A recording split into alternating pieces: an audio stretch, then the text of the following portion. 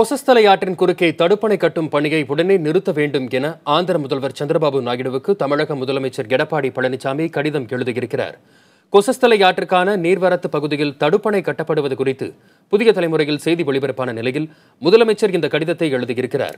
அதில் நெல்வாயல் என்ற பகுதியில் கொசஸ்தலை ஆற்றின் துணை நதியான குச ஆற்றில் தடுப்பணை கட்டப்படுவது தமிழக விவசாயிகளை கவலையடைய செய்திருப்பதாக குறிப்பிட்டுள்ளார்.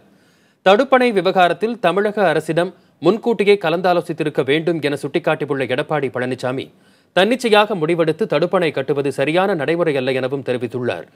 எனவே கொசஸ்தலை ஆற்றின் நீர்வரத்து பகுதியில் தடுப்பணை கட்டும் பணிகளை நிறுத்துமாறு அதிகாரிகளுக்கு உத்தரவிட வேண்டும் என ஆந்திர முதல்வர் சந்திரபாபு நாயுடுவுக்கு எடப்பாடி பழனிசாமி கோரிக்கை விடுத்துள்ளார்.